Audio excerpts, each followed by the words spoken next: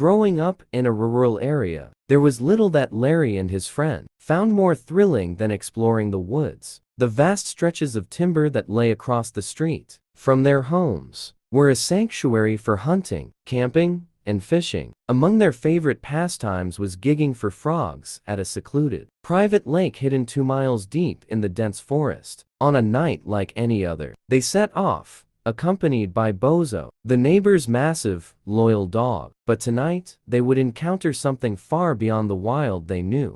As they trekked deeper into the woods, the night closed in around them. The path narrowed, the towering pines seeming to absorb what little light there was. Bozo, a giant of a dog, led the way confidently, his large paws crunching on the dead leaves beneath. But in the heart of that black forest, something strange began to happen. Off to their right, a blue orb appeared glowing eerily in the pitch-black forest. It hovered several feet off the ground, bright, but casting no light. Bozo, usually unshakable, growled in a way that made the boys' blood run cold. Something unnatural was with them, and they could feel it. As they continued, the orb reappeared, but this time, Bozo didn't growl.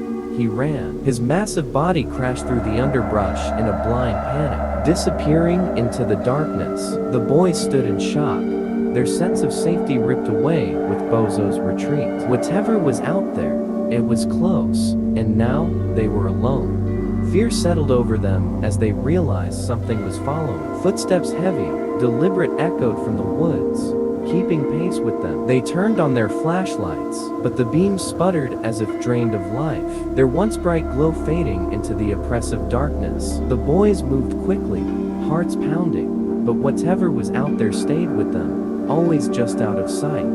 Twice, the boys heard a sound like someone running toward them from behind. Each time they spun around, flashlights ready, their breaths held in terror. And each time, they found nothing, just the endless stretch of shadowed trees, and the growing feeling that something unseen was stalking them. Then, it happened. A cold hand so light it could have been imagined brushed against his shoulder. He yelped in surprise, only to hear Larry curse under his breath.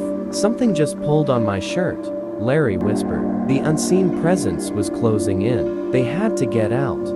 With every step, the presence began to fade. The oppressive hatred that clung to the air seemed to ease as they neared the road. Finally, the trees broke, and they stumbled onto the open road. Bozo was there, waiting for them, tail wagging nervously. He had made it to safety, and now waited for his companions. The boys had escaped, but the question would haunt them for years. What had been lurking in the woods that night?